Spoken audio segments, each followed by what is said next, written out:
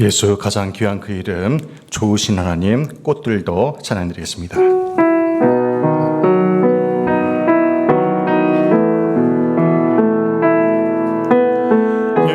예수 가장 귀한 그 이름 예수 언제나 기도 들으사 오 예수 나의 손 잡아주시는 가장 귀한 그 이름 예수 찬양하기 원하네 예수 저음과 나중 되시는 오 예수 날 위해 고통당하신 가장 귀한 그 이름 예수 왕의 왕이 되신 주 예수 당신의 끝없는 사랑 오 예수 목소리 높여 찬양해 가장 귀한 그 이름 좋으신 하나님 좋으신 하나님 참 좋으신 나의 하나님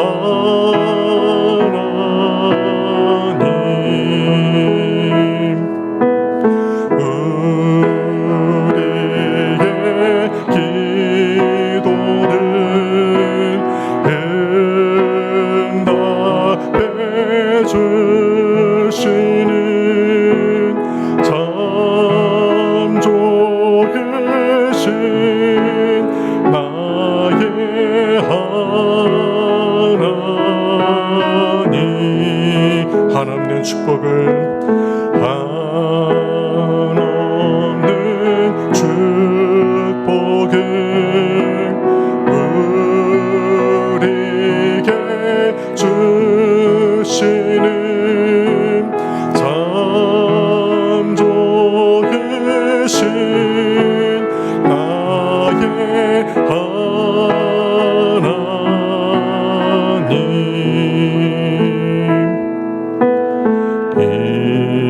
이곳에 생명샘 솟아나 눈물 골짝 지나갈 때에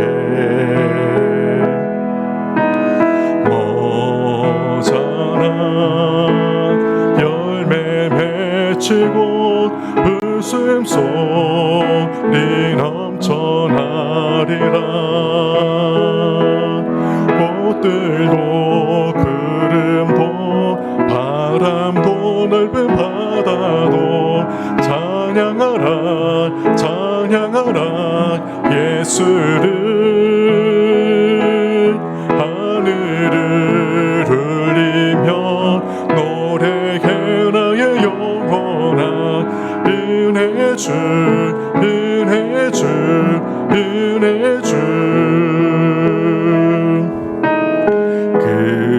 그날에 하늘이 열리고 모든 이가 보게 되리라 마침내 꽃들이 피고 영광의 주가 오시리라 아멘 주 꽃들도 구름도 바람도 넓은 바다도 찬양하라 찬양하라 예수를 하늘을 울리며 노래해 나의 영원한 은혜 주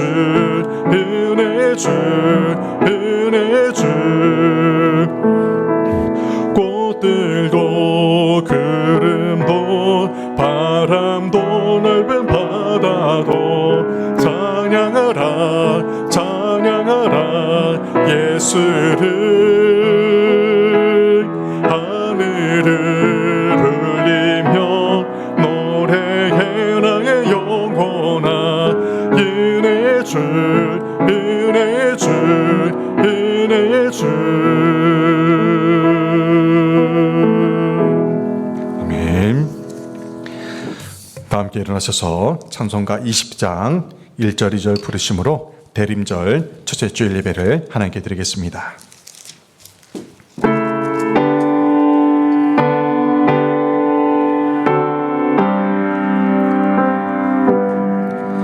그 영광 중에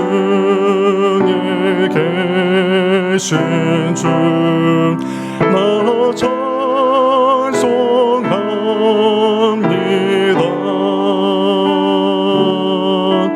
영원히 계신 주 이름 나 찬송합니다.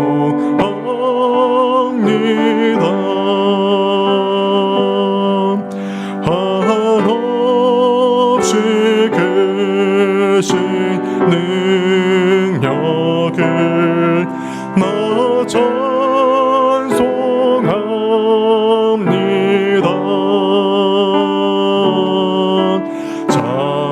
잠되고 미분 그 언약 나 찬송합니다.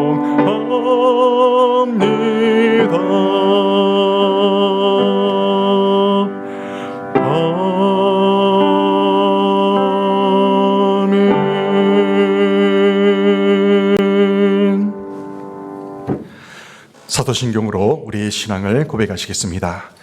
전능하사 천지를 만드신 하나님 아버지를 내가 믿사오며 그 외아들 우리 주 예수 그리스도를 믿사오니 이는 성령으로 잉태하사 동정녀 마리아에게 나시고 본디오 빌라도에게 고난을 받으사 십자가에 못 박혀 죽으시고 장사한 지 사흘 만에 죽은 자 가운데서 다시 살아나시며 하늘에 오르사 전능하신 하나님 우편에 앉아 계시다가 저리로서 산자와 죽은 자를 심판하러 오시리라. 성령을 믿사오며 거룩한 공예와 성도가 서로 교통하는 것과 죄를 사하여 주시는 것과 몸이 다시 사는 것과 영원히 사는 것을 믿사옵나이다. 아멘. 자리에 앉아주시기 바랍니다. 성시교도 115번입니다.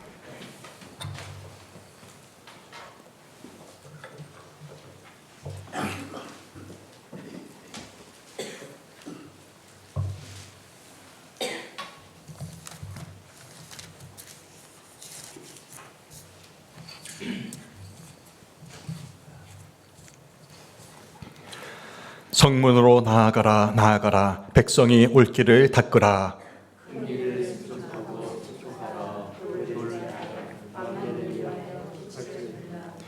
여호와께서 땅끝까지 선포하시되 너희는 딸 시온에게 이르라. 보라 내 구원이 이르렀느니라.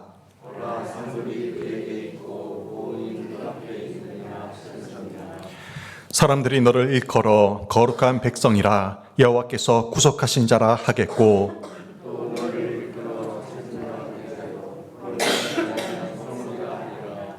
선지자 이사야의 책에 쓴 바 광야에서 외치는 자의 소리가 있어 이르되 모든 골짜기가 메워지고 모든 산과 작은 산이 낮아지고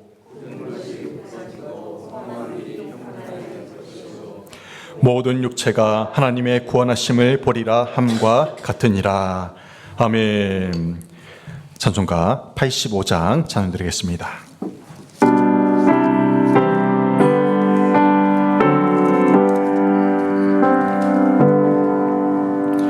그 주를 생각만 해도 이렇게 좋거든. 주 얼굴 배울 때야 얼마나 좋으랴.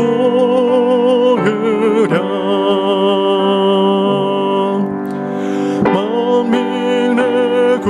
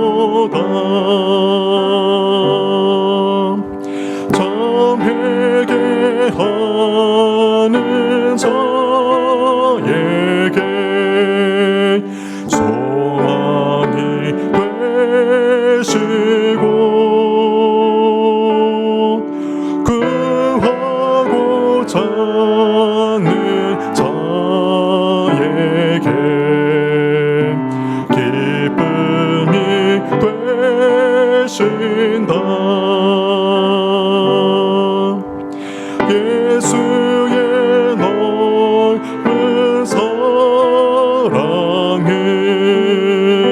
어찌다 말하랴. 주 사랑받은 사람만 그 사랑 알도다. 사랑의 구주 예수여 내 기쁨 되시고 이제로부터 영원히 영광이 되소서.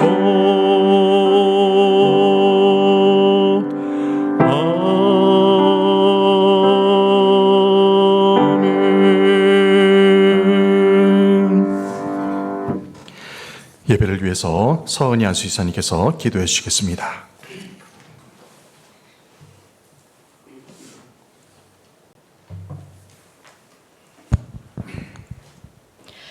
높고 높은 하늘 보좌 버리시고 낮고 낮은 이 땅에 인간의 몸으로 오셔서 우리 죄를 담당하시려고 십자가에 달려 죽으시고 3일 만에 다시 살아나사 하늘에 오르시어 다시 오실 만왕의 왕 내 주님을 찬양합니다. 성령님께서 오늘도 우리와 함께 계셔서 하나님을 아버지라 부르며 담대히 하나님 앞에 나와 우리의 모든 짐을 내려놓고 신령과 진정으로 예배드리게 하시니 감사합니다. 죄와 허물로 죽을 수밖에 없는 저희들을 예수님의 보혈로 구원하여 주셨건만 저희들은 심령이 완악하여 순간순간 죄를 지으며 살고 있습니다. 우리에게 허락하신 삶의 자리에서 하나님의 사랑을 실천하고 서로 섬기며 하나님의 나라를 이루며 살고 싶지만 오히려 사랑받기를 원하고 대접받기를 바라는 우리의 연약함을 불쌍히 여겨 주시옵소서. 말씀을 듣고도 말씀대로 순종하지 못한 죄를 용서하여 주시옵소서. 천지 만물을 다스리시는 하나님, 지난주에 갑자기 눈이 많이 내려서 피해를 입은 곳이 많이 있습니다. 어서 복구가 잘 되어서 일상을 회복하도록 도와주시기를 원합니다. 변함없는 사랑으로 우리를 지금까지 지켜주신 하나님, 2024년을 마무리하는 12월입니다. 예수 그리스도의 나심을 축하하며 다시 오심을 기다리는 대림절 첫째 주일 성탄 추리 장식과 세례자 교육, 신규 집사 대상자 교육을 시작으로 월삭 기도회와 신도회 총회, 성탄 축하 예배, 송구 영신 예배를 드리기까지 많은 사역이 이어집니다. 모든 사역이 순조롭게 진행되도록 성령님께서 함께하여 주시옵소서. 2025년에도 성령 충만하고 신실한 일꾼들을 요소요소에 세워주셔서 주님의 몸된 덕성교회가 주님이 맡겨주신 사명을 잘 감당하게 하옵소서. 하나님, 지난 주간 목사님께서 오사카 지역에 있는 교회들을 방문하며 말씀을 전하며 특별한 은혜와 감동 주심을 감사드립니다. 앞으로 교회와 교회 간에도 교류가 이어지고 우리 교회의 선교의 지경을 넓혀주실 줄 믿고 감사드립니다. 이 시간 말씀 전하시는 목사님의 성대를 지켜 보호하시고 영육간에 강건하게 붙드시고 전하시는 말씀이 능력의 말씀 되어서 듣는 저희 모두가 은혜 받고 세상에 나가 행복한 전도자로 살아가게 하옵소서. 이 시간 홀로 영광 받으실 하나님께 감사드리며 예수님의 이름으로 기도드립니다. 아멘.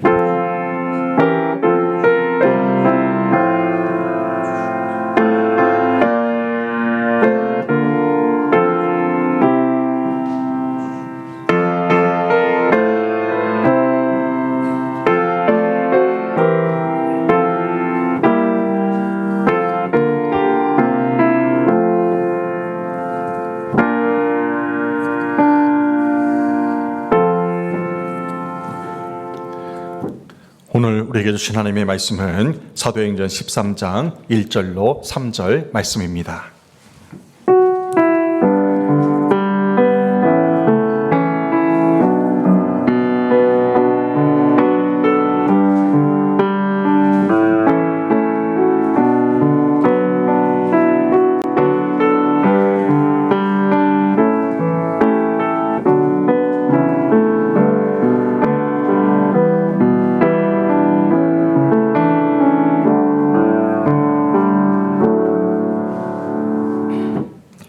함께 봉독하겠습니다.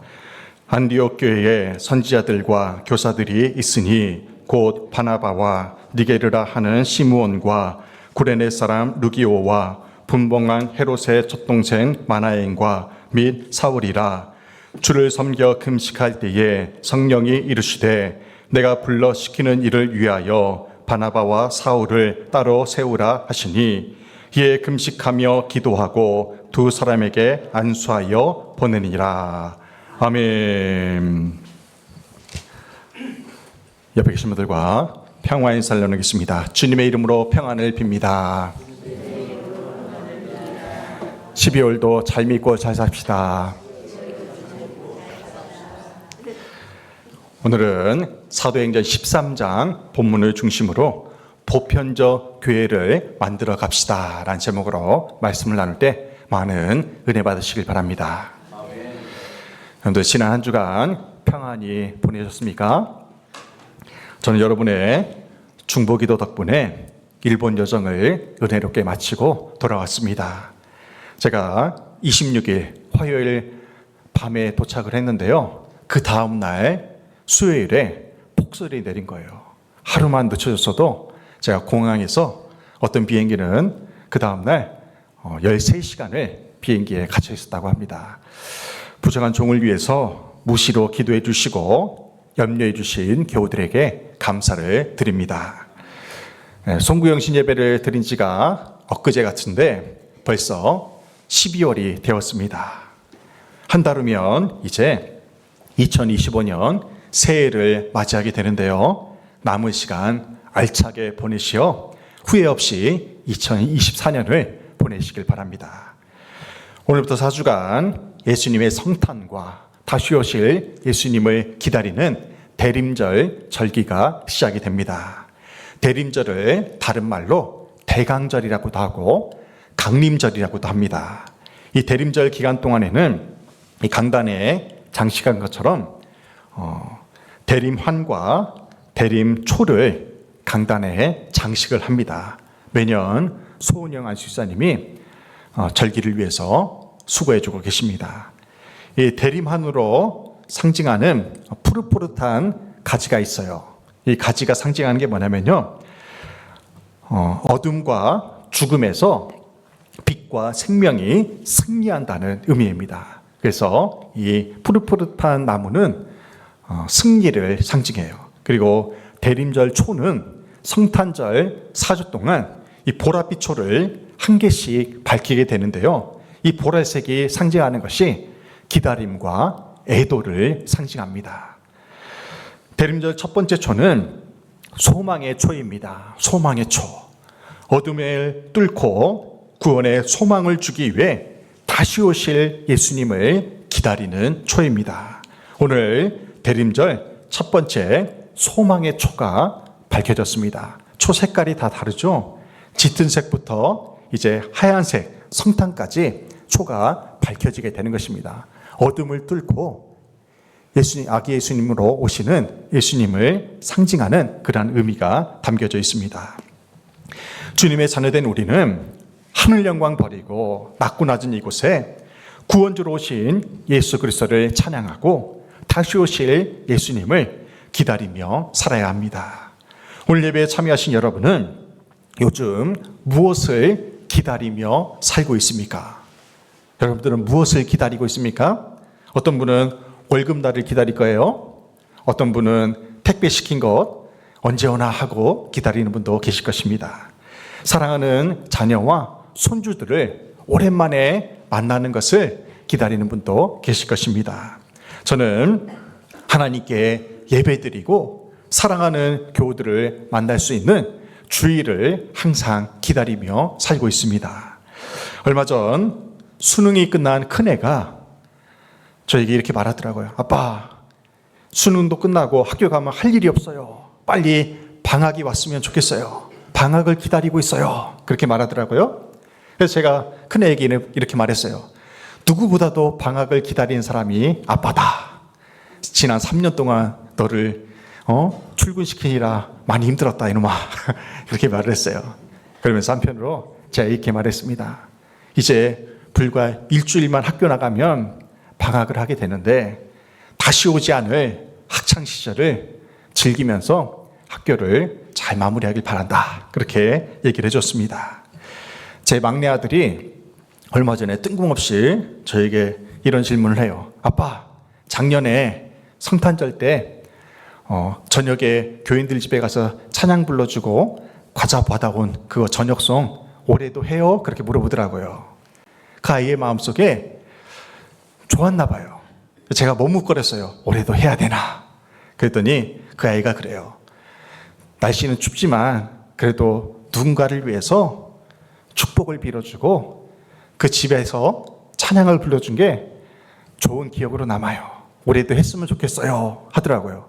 그래서 올해도 하게 되었습니다. 여러분들도 함께 기쁨으로 참여했으면 좋겠습니다. 저는 목회하면서 우리 장년들과 교육부사 아이들이 신앙의 좋은 추억들을 많이 쌓는 것이 제 목회의 방향 중에 하나입니다. 훗날 여러분이 성전에 못 나오실 때가 있을 거예요. 요양원이나 집에서 고동을 못해서 집에서 기거하실 때에 지난날 덕성교회에서 신앙생활했던 아름다운 추억들이 많이 생각나게 되기를 간절히 소망합니다. 우리 교육부 사이들도 마찬가지예요. 어려서부터 이곳에서 신앙생활하면서 좋았던 추억들을 많이 생각하는 우리 아이들이 되기를 간절히 소망합니다. 사람들이 저마다의 기다림을 갖고 있습니다. 하지만 우리 그리스도인들의 가장 큰 기다림은 바로 예수님의 재림이어야 됩니다. 그래서 우리는 종말론적인 신앙생활을 하고 있어요. 재림 신앙을 꿈꾸며 그렇게 살고 있는 것입니다. 2000년 전 이 땅에 구원자로 오셔서 성경대로 십자가에서 죽으시고 부활하신 주님이 40일간 이 땅에 계시다가 하늘로 승천하시면서 남은 제자들에게 이렇게 말씀하셨어요. 너희가 본 이 모습 이대로 다시 오리라 주님이 약속하셨습니다. 우리는 주님의 그 약속을 굳게 붙잡고 다시 오실 주님을 기다리며 살아야 됩니다. 주님의 죽으심과 부활하심과 승천하심이 그리고 재림을 기다리는 사람은 대림절을 누구보다도 은혜롭게 보내게 될 것입니다. 2024년 마지막 달에 할 일이 많아 분주하겠지만 예수님의 성탄과 다시 오심을 기다리며 성령 충만, 은혜 충만한 한 달이 되시기를 주님의 이름으로 축원합니다. 기독교의 역사는 사도행전 13장부터 새로운 출발을 하게 됩니다. 굉장히 중요한 시작이에요. 그동안은 예루살렘 모교회를 중심으로 모든 사람들이 그렇게 예배를 드렸어요.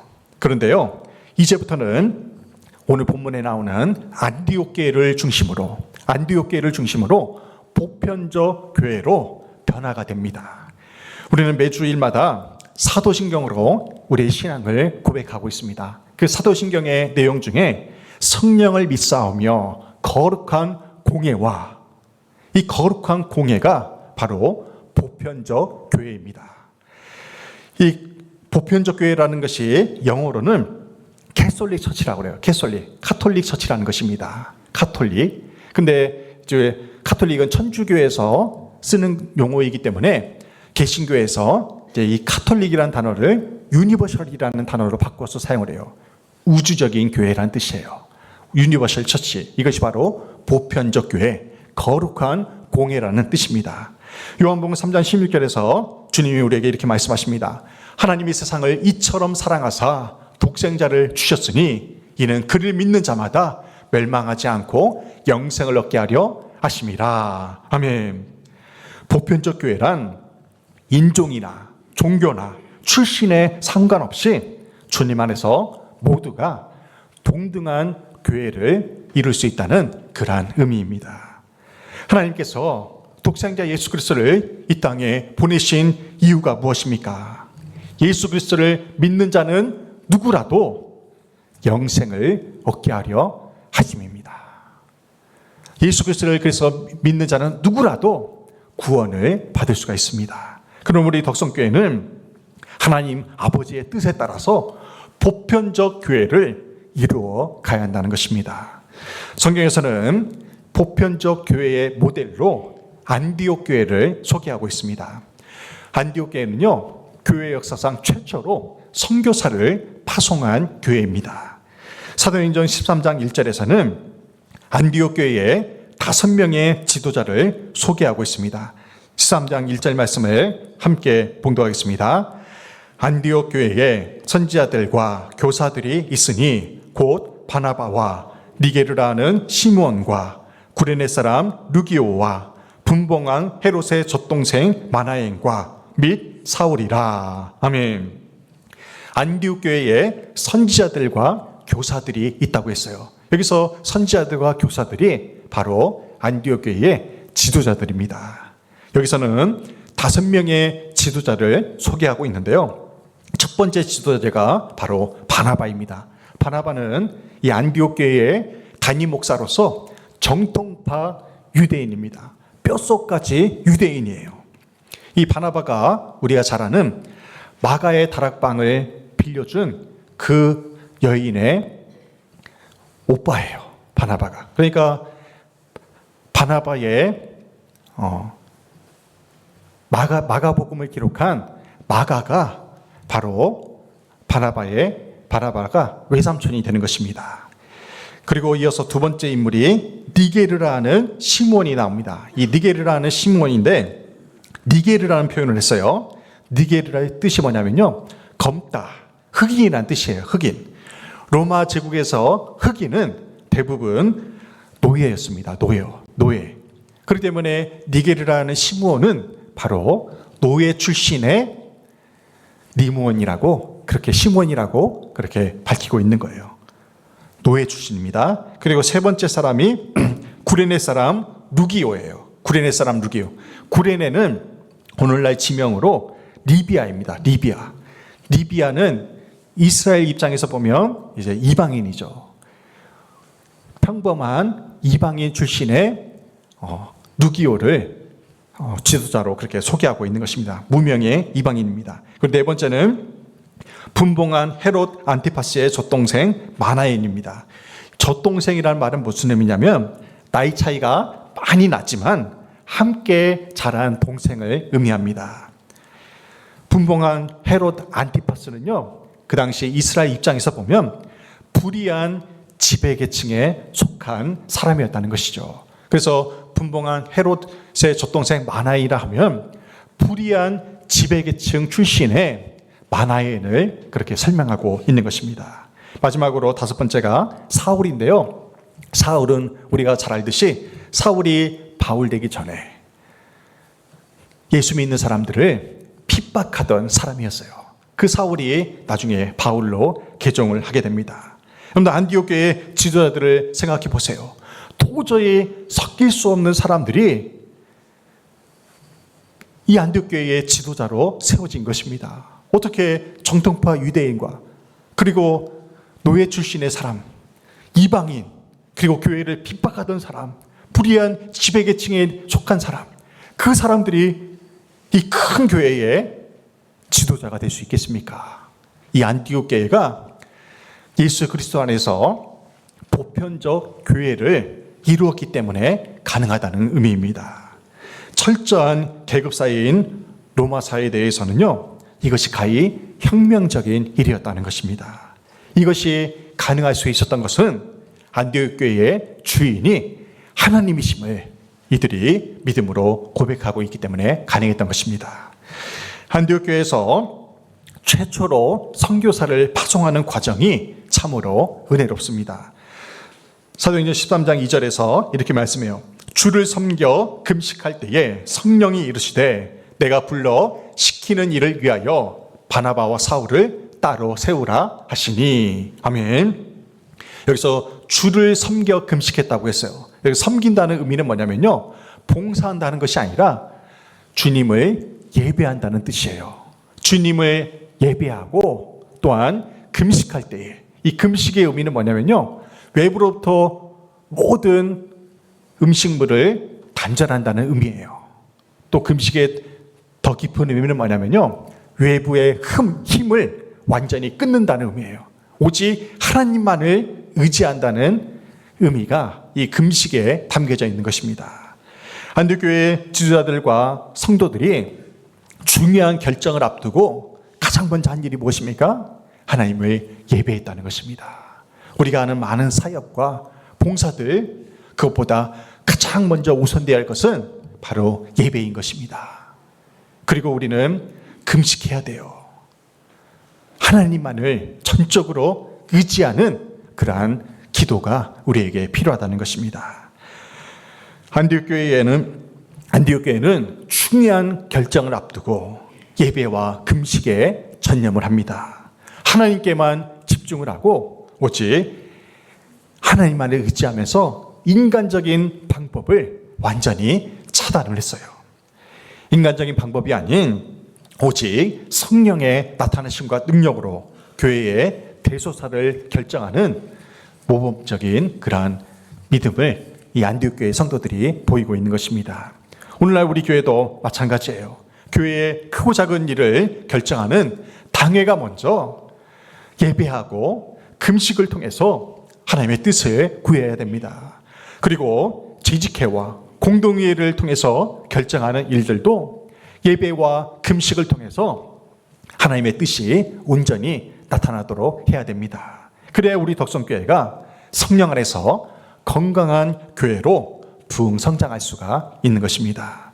지도를 보시면 당시 안디옥 교회가 위치한 이 수리아 지역에는 인구 50만 명이 사는 대도시였습니다. 이 지역의 두 번째 가는 큰 도시였어요. 지금은 이 수리아 안디옥에 19만 명 정도가 살고 있습니다. 인구가 많이 줄었지만 그래도 큰 도시입니다. 이 안디옥 교회는 2000년 교회사에서 이방 세계에 이방인을 위해 세워진 최초의 교회였다는 것입니다. 얼마나 놀라운 일을 이 안디옥 교회가 시작을 하게 된 것입니까? 안디옥 교회 성도들은 바이산 동굴에서 예배를 드렸는데요. 당시 교인 수가 3,000에서 5,000명 정도 된다는 놀라운 기록이 있어요. 대단하지 않습니까? 인구 50만 명의 그 대도시에 5,000명 정도 되는 그 교인들이 바이산에서요, 동굴을 파가지고 거기서 예배를 드렸다는 거예요. 그 당시는 핍박의 시대였잖아요. 숨어 지내면서도 이렇게 믿음을 지켰다는 것입니다. 참으로 대단한 교회입니다. 이때 변화된 그리스도인들을 가리켰어요. 세상 사람들이 교인들에게 별명을 붙여줍니다. 그 별명이 바로 그리스도인이에요.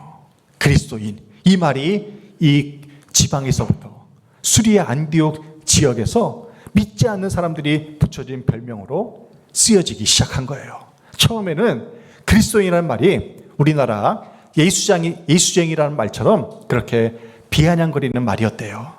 그런데 그리스도인들의 행실이 너무도 바르고 사람들에게 선한 일을 많이 하니까 좋은 의미로 그렇게 그리스도인이라는 단어가 사용되게 된 것입니다.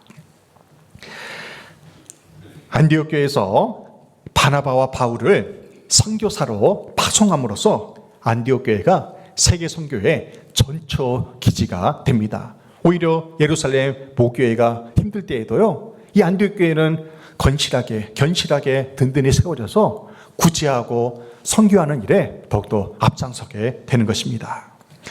선교 초기에는 안디옥 교회의 담임 목사였던 바나바가 선교의 주도적인 역할을 했습니다. 근데 바나바와 바울이 제일 먼저 선교한 곳이 바로 구브로 섬입니다. 구브로 섬. 맨 오른쪽에 있는 곳이 수리아 안디옥이고요. 거기에서 첫 번째로 도착한 곳, 첫 번째 선교지가 바로 구브로 섬입니다. 섬. 동그란 부분 보이죠? 이곳이 바로 구브로 섬인데요.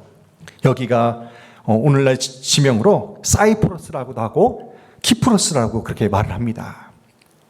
이곳이 바로 바나바의 고향이었어요. 바나바의 고향.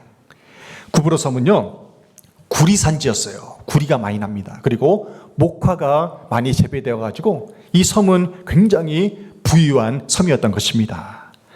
대부분의 섬이 그렇듯이 이 구브로 섬은 우상이 많이 있었어요. 이곳에 비너스 신상이 세워져 있어요. 그리고 이곳에 박수무당 같은 그런 마술사가 크게 목소리를 내면서 활동을 했던 곳입니다. 바나바가 고향인 이 구브로 섬으로 제일 먼저 갔다는 것은요, 우리에게 시사한 바가 있습니다. 우리가 제일 먼저 복음을 전해야 될 대상이 바로 가족임을 우리에게 가르쳐주는 것입니다. 오늘날 우리 또한 주님을 인격적으로 만나서 구원을 받았을 때 제일 먼저 생각나는 사람이 누구입니까?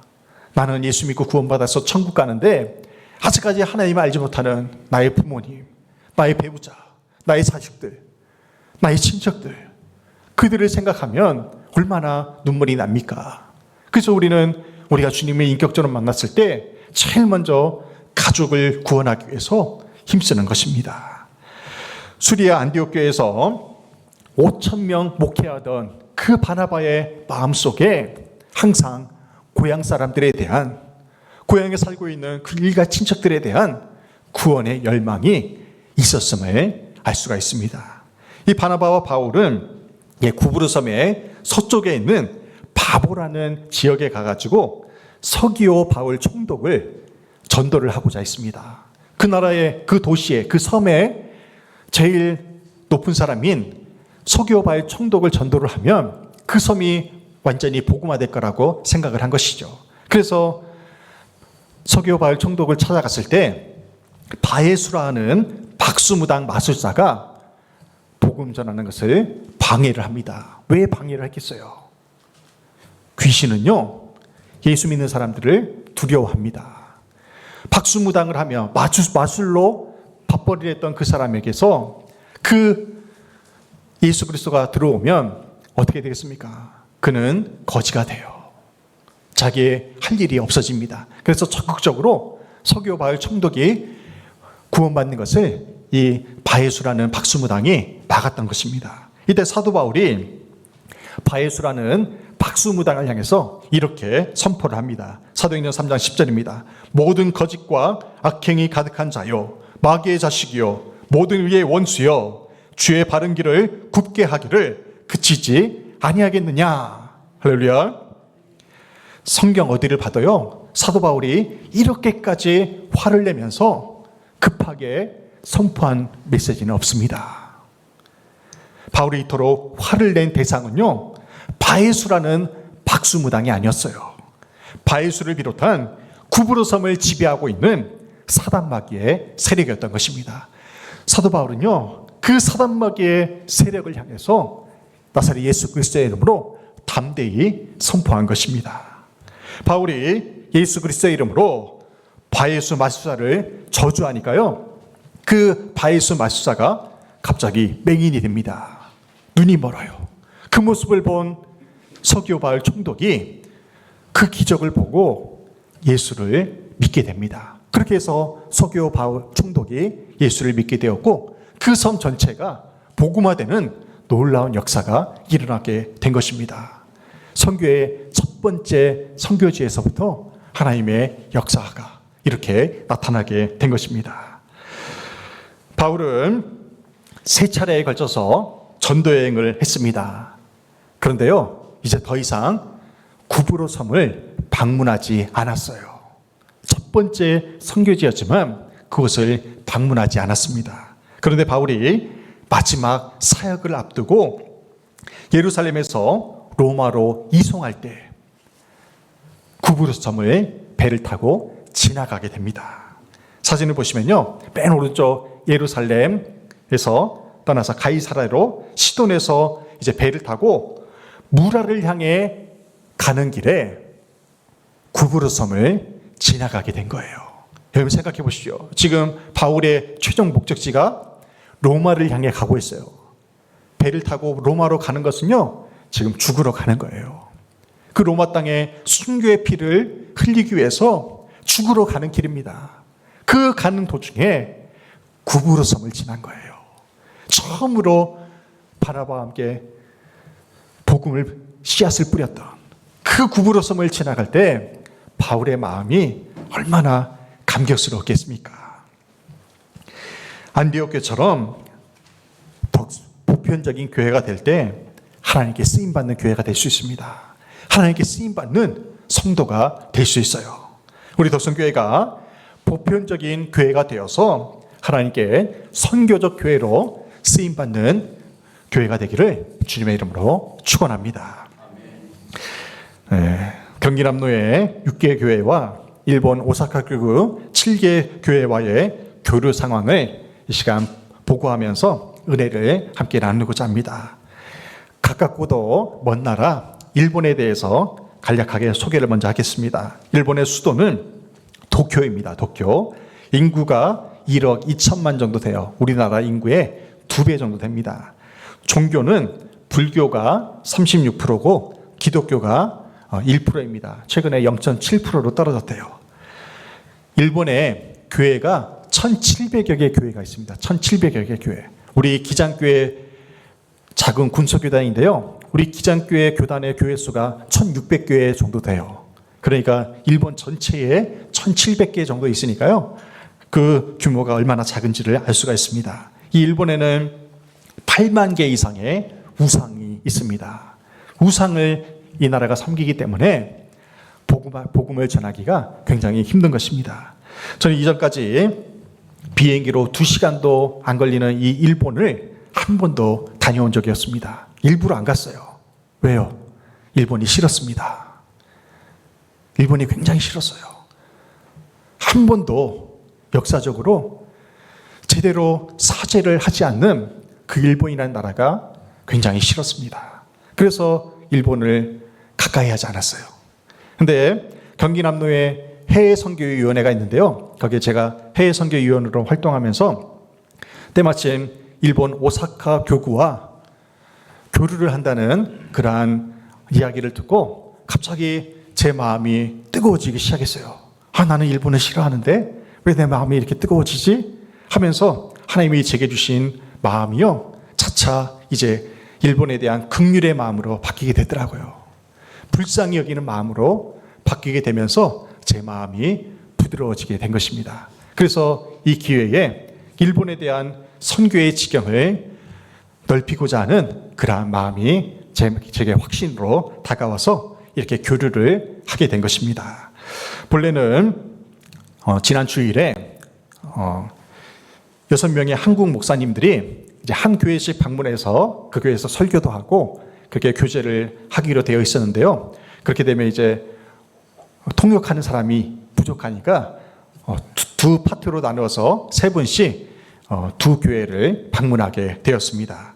제가 갔던 일본 나가이 교회를 소개를 해드릴게요. 이 나가이 교회는 나가이 지역에 있는 그러한 교회의 이름을 따서 나가이 교회라고 이름을 명명합니다. 1965년도에 설립이 돼요. 60주년을 맞이했죠. 오사카 지역에 있는 청년들이 이 나가이 지역에 있는 아이들을 전도하기 위해서 그렇게 왔다가 이곳에 교회가 세워지게 된 것입니다. 대부분의 일본의 건물들이 그렇듯이 4층 건물에 층마다 한 30평 정도 되는 그러한 작은 공간으로 이루어져 있습니다. 제가 이 나가이 교회를 생각할 때에 이 나가이 교회는 일본의 안디옥 교회라는 그런 생각이 들었어요. 일본의 안디옥 교회. 이 교회의 구성원들을 보면요. 정말 안디옥 교회 지도자들과 비슷해요. 이 담임 목사님이 일본인이에요. 일본인 담임 목사님과 부목사가 한국 사람이에요. 한국 사람. 근데 그 한국 사람이 그 담임 목사님의 아내입니다. 부부가 함께 목회를 하고 있는 거예요. 그리고 이곳에는요, 미국인도 있고요. 미국 사람이 이 교회에서 영어 강사로 아이들에게 그렇게 봉사를 하고 있어요. 한국 유학생도 여기 와서 예배를 드리고요. 그리고 다양한 사람들이 이곳에서 예배를 드리고 있습니다. 작년 평균적으로 주일날 작년 50명 정도 출석해서 예배를 드리고 있고요. 교육부서는 20여 명 그렇게 출석을 한다고 합니다. 활발한 사역을 하고 있어요. 한국어 교실을 하고 있는데요. 정말 믿지 않는 사람들이 많은 사람들이 한국에 관심을 가져가지고 한국어 교실이 가득 찼대요. 그래서 교인들은 못 배우고 있대요. 교실이 부족해가지고. 그래서 외부 사람들만 그렇게 한국어를 가르치고 있다고 합니다. 여기서 또 영어 교실도 하고 올해부터 새벽 기도를 시작했다고 합니다. 매일 하기는 힘들고 화요일부터 토요일까지 한국교회의 영향을 받아가지고 새벽 기도를 시작하고 있는데 한 명 참석하고 있대요. 목사님 부부 외에 한 명. 그래도 은혜가 되고 한두 명씩 나오려고 그렇게 하고 있다고 합니다. 1년에 한 번 이상 단기 선교팀이 이 교회를 방문해서 선교를 도와주고 있다고 합니다. 목사님 부부가 얼마나 열정적으로 목회를 하고 있는지 몰라요. 점심시간에 밥을 먹는데요. 다음 사진 보면 이게 이제 주일날 예배드리는 사진입니다. 주일날 예배드리는 사진이고 오른쪽에 보면은 이날 중학생 3명이 등록을 한 거예요. 이건요 기적과도 같은 일입니다. 이 아이들을 어떻게 나왔냐면요, 일본에는 기독교 학원이 있어요. 학교가 아니라 학원은 뭐냐면, 학원은 외국 선교사들이 세운 학교를 학원이라고 부르고 일본이 세운 학교는 학교라고 부릅니다. 일본의 외국인 선교사가 세운 학원이요 굉장히 많습니다. 여기에서는 의무적으로 종교교육을 하잖아요. 교목 시간이 있어요. 체부 시간이 있습니다. 그때에 이 아이들이 말씀을 듣고 호기심에 교회에 찾아오게 된 거예요. 할렐루야. 얼마나 은혜로운지 몰라요. 한 명 전도하기 힘든 일본 땅에서요, 그 학원에서 말씀을 듣고 등록하게 된 것입니다. 다음 사진 보시면, 그래서 주일 예배는 점심시간에 식탁 교제를 하는데, 이곳은 이제 도시락을 사가지고 그렇게 나누는 모습이에요. 저기 보면 외국 사람도 있고요. 맨 오른쪽에 있는 분이 그 나가이 교회 담임 목사님이고, 목회자 우리 한국 목사님 3분과 저기 하늘색 옷을 입고 있는 분이 외교관이에요. 외교관. 대사관에서 일하는 분입니다. 그래서 많은 분들이 이곳에서 이렇게 신앙생활을 하고 있습니다. 다음 사진 보시면 주일날 이제 오후에 찬양 예배를 드리는데 참 은혜롭게 하더라고요. 영상 나오나요? 소리만. 네.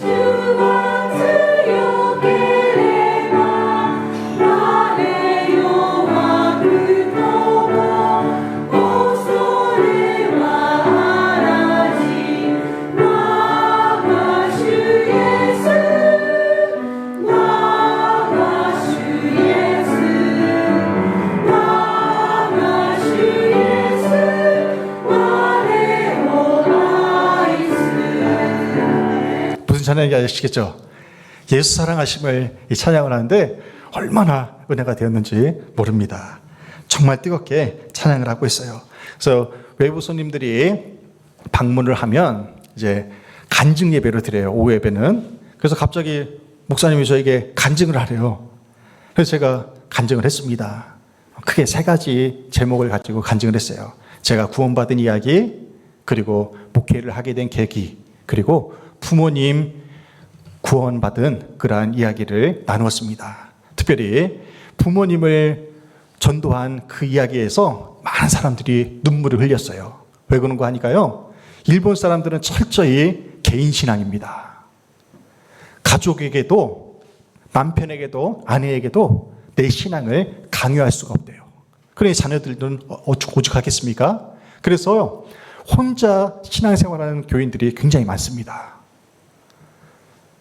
그래서 제가 부모님을 전도한 13년 만에 눈물로 기도하며 구원한 이야기를 할 때 많은 교우들이 도전을 받고 눈물을 흘리면서 그렇게 은혜를 나누었습니다. 그래서 이 일본에는요, 목사님들 중에도 혼자만 교회를 하시는 분들이 많아요. 어떤 여자 목사님을 보니까 제가 물어봤어요. 남편분은 교회에서 무슨 일을 하고 있습니까? 자녀들은 어떤 역할을 합니까? 물어봤더니요, 혼자만 믿고 있대요. 참으로 안타까운 그러한 일이었습니다. 그리고 예배 중에 또 은혜를 체험한 게 뭐냐면요, 일본의 장례 문화를 보게 되었어요. 관이 지금 어디에 있습니까? 지금 설교단 바로 앞에 있는 거예요. 일본에서는, 일본 기독교에서는 주일을 끼고 장례가 나면 교회장으로 치러준대요. 그래서 이날 금요일 날 저분이 돌아가셨는데 그 다음 주 5일장을 하더라고요. 5일장을. 지금 일본의 화상장이 위에 터지고 있다고 합니다. 그래서 화상장이 없어가지고 5일장을 치르는데 교회에서 그렇게 이어져 간 거예요. 그때 주일날 저 관을 놓고 예배를 드리는데 더 감동이 되더라고요.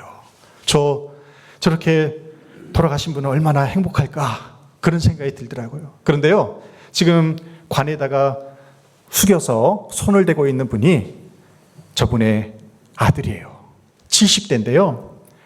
저 돌아가신 분이 94세에 돌아가셨는데 신앙생활을 참 열심히 하셨대요.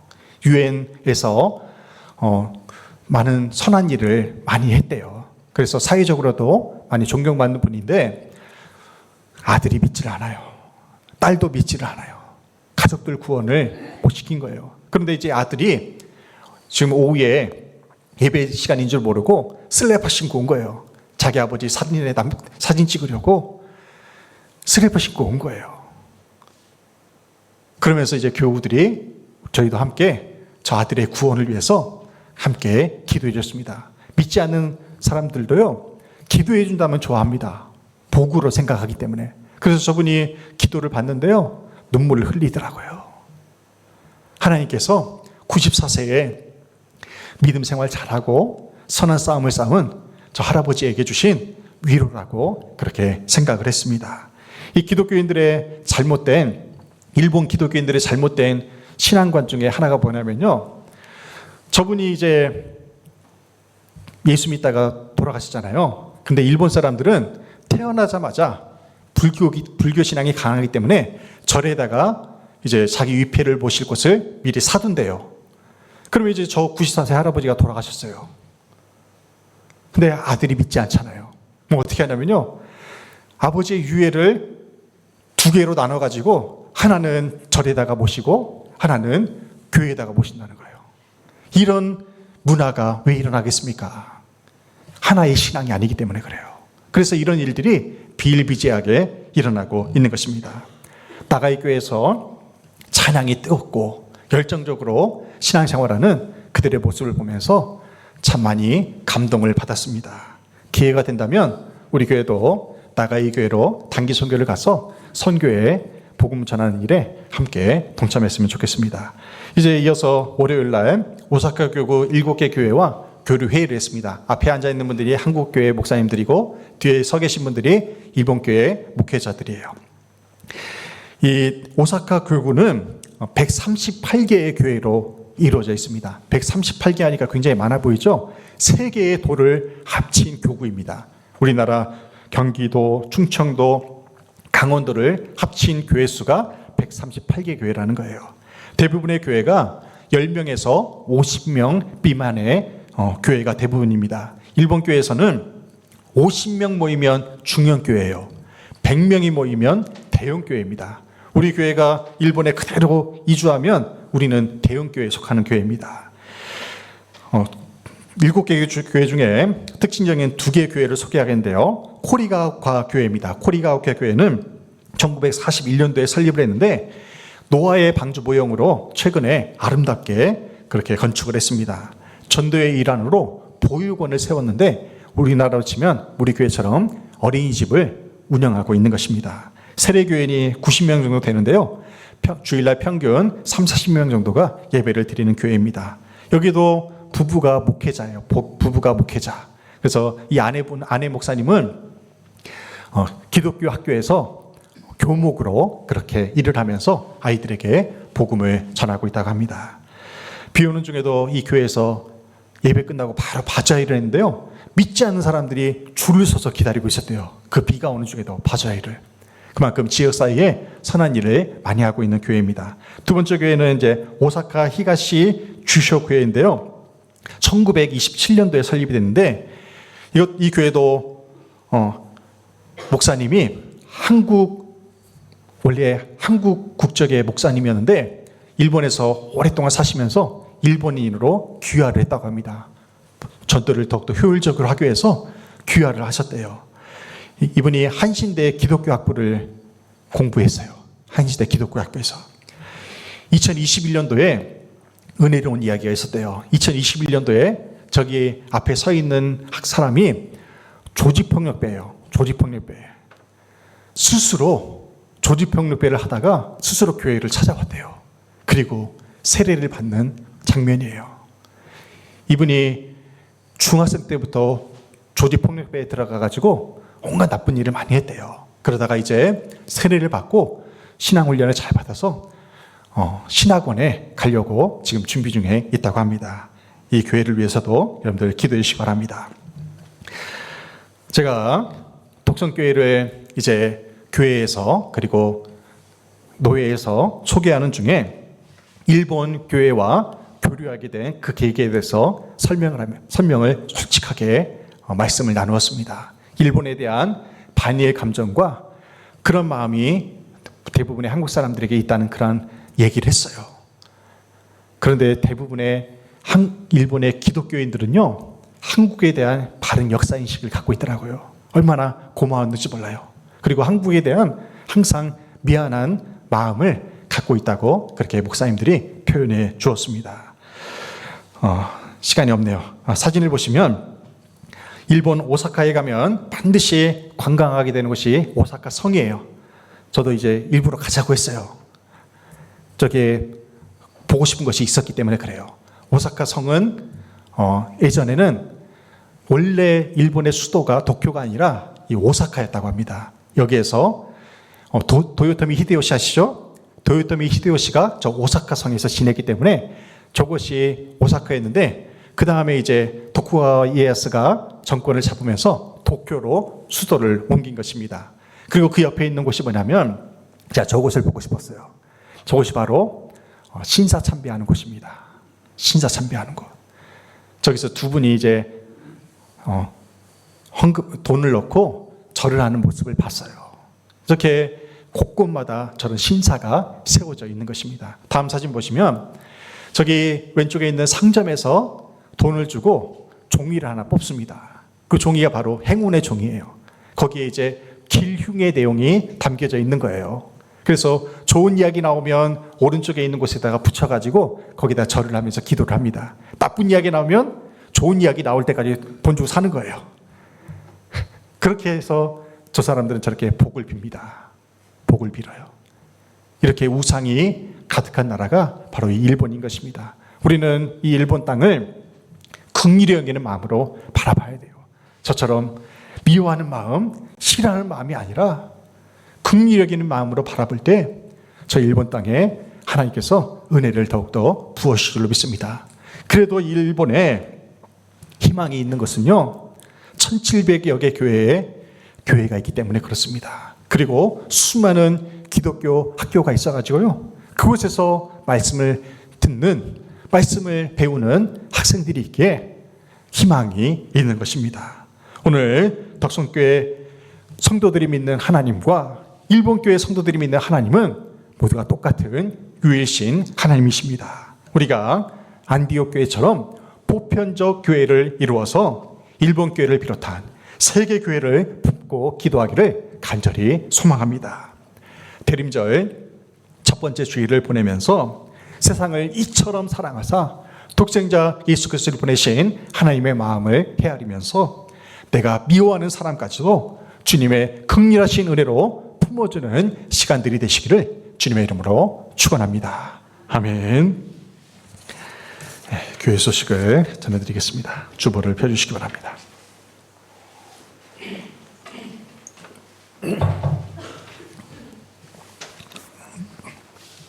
오늘 낮 1시 30분부터 대림절 성탄 추리 설치를 합니다. 실내와 실외 사회신도와 교육부서 그리고 이산원 신도는 수고해 주시기 바랍니다.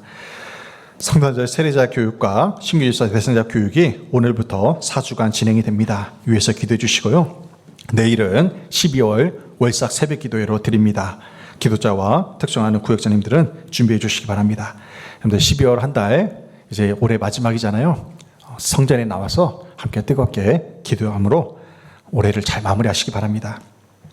신도의 총회가 다음 주일에 있습니다. 신도회별로 점심시간 후에 모여서 총회를 해주시기 바랍니다. 등산선교회 등반이 다음 주일 낮 2시에 있습니다.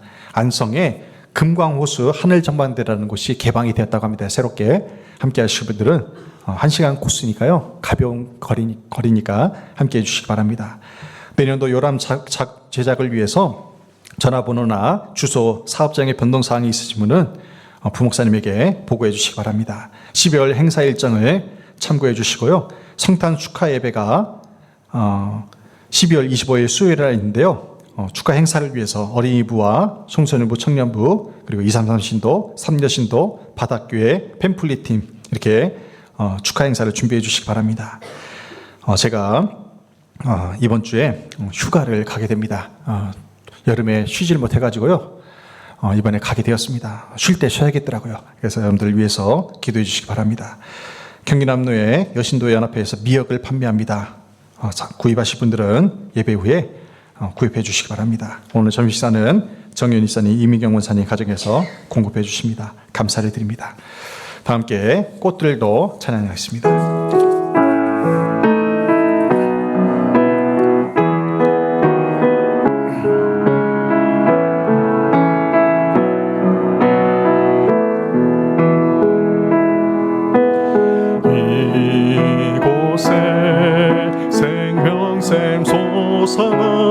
눈물 골짝 지나갈 때에 너잖아 열매 맺히고 웃음소리 넘쳐나리라. 그날에 하늘이 열리고 그날에 하늘이 열리고 모든 이가 보게 되리라. 마침내 꽃들이 피고 영광의 주가 오시리라. 아멘. 주여 오소서옵소서. 꽃들도 구름도 바람도 넓은 바다도 찬양하라 찬양하라 예수를.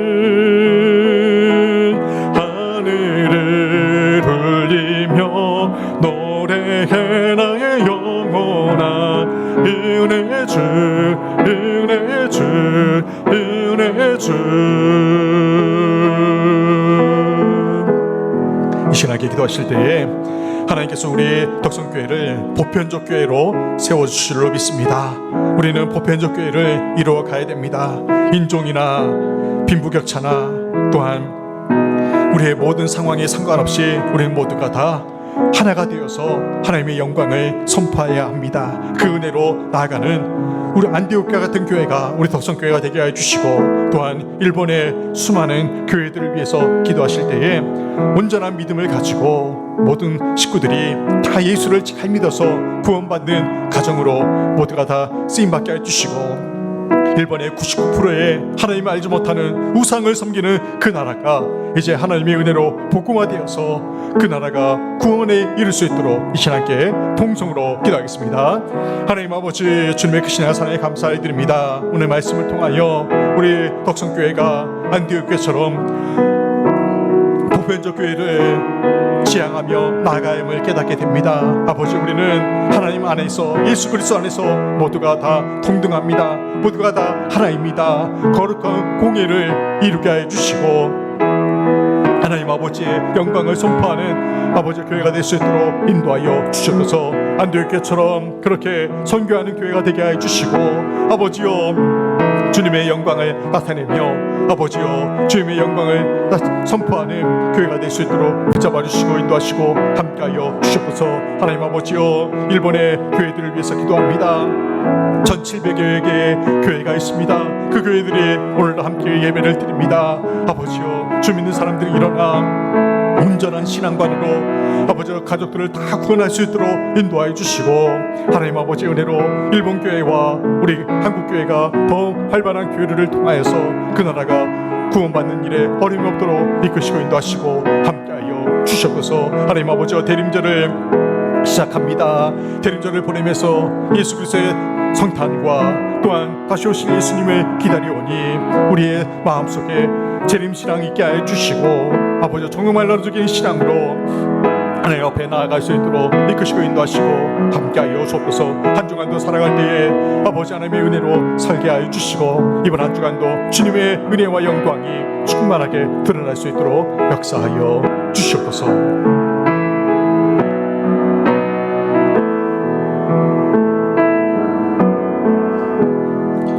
할렐루야. 참 좋으신 하나님을 찬양합니다.